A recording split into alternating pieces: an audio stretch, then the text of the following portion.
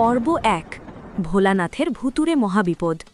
পুরনো বাড়িটা লোকে ভূতের ভিলা বললেও প্রকৃতি দেখে মনে হয় ওটা যেন ভয় আর কৌতূহলের মাঝামাঝি জায়গায় আটকে থাকা এক বিস্তৃত স্মৃতি।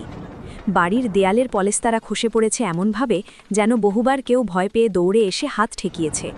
কাঠের দরজা বেঁকে একবার খোলে একবার বন্ধ হয়, জানালার কাজগুলো শব্দ করলে মনে হয় কেউ দীর্ঘশ্বাস ফেলছে, আর চিলেকোঠার তক্তাগুলো এমন কর্মর করে যেন প্রতি রাতে কোনো অদৃশ্য পুতুল সেখানে হাঁটে।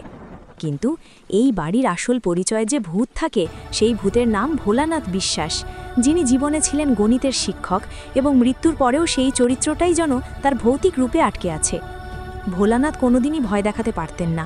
তিনি চেষ্টা করলে তার চিৎকার সর্দি জ্বরের রোগীর গলা কাপার মতো শব্দ হতো, তার শেকল বাজলে মনে হতো কেউ বালতি টেনে নামাচ্ছে, আর সবচেয়ে হতাশাজনক ব্যাপার, আয়নায় ভয়ঙ্কর বার্তা লেখার চেষ্টা করলে মরতে হবে শব্দটা ধীরে ধীরে নরম হয়ে অনুগ্রহ করে সতর্ক থাকুন হয়ে যেত। ভূতেদের সমিতি তাকে হন্টিং পরীক্ষায় ৩ বার ফেল করিয়েছে, আর চতুর্থবার ফেল করলে তার ভূত লাইসেন্সই বাতিল হয়ে যাবে, ভূত সমাজে কোনো সম্মান থাকবে না। আর তা ভেবে তিনি ভূতের ভিলার ঘরে ঘরে ভাসতে ভাসতে দীর্ঘশ্বাস ফেলতেন। ঠিক এমন সময় একদিন বাড়িতে আসে নতুন ভাড়াটে রুম্পা রায় নামের তরুণী, যার চোখে ভয় বলে কোনো শব্দ নেই, কারণ ছোটবেলায় তার ৩ ভাই এমন সব দুষ্টুমি করেছে যে পাতাবাহারের পাতাও তাকে ভয় দেখাতে পারত না। তাই যখন ভোলানাথ প্রথম রাতে তার ঘরে ঢুকে হু ও বলে ভুতুরে আওয়াজ করতে চাইলেন, তখন তার গলা এমনভাবে বসল যেন গরম ভাত খেয়ে জিহ্বা পুড়ে গেছে।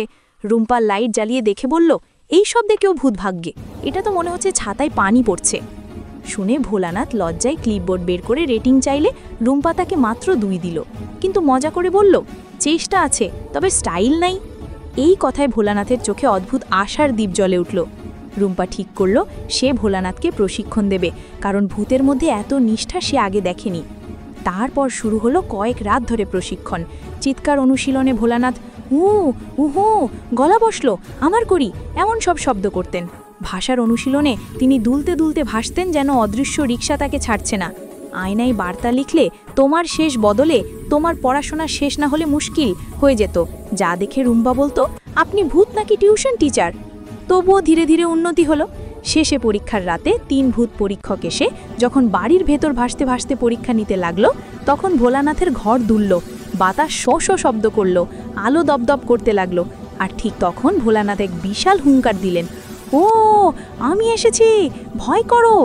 দেয়ালের ক্যালেন্ডার পড়ে গেল, আলমারি কেঁপে উঠল, এমনকি পাশের পাড়া পর্যন্ত বিড়াল চুপ হয়ে গেল।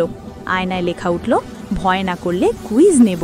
যা দেখে পরীক্ষকরা বলল, ভয়ঙ্কর আর শিক্ষকের ধমক দুটোর মিশ্রণ যথেষ্ট কার্যকর, এবং তারা তাকে পাশ করিয়ে দিল। পরীক্ষায় সফল হয়ে ভোলানাথ খুশিতে জল করতে থাকলেন। তিনি রুম্পাকে বললেন, আমি এখন অফিসিয়াল ভূত। আর সেই রাত থেকেই ভূতের ভিলার আবহে নতুন আত্মবিশ্বাসের আলো ছড়ালো।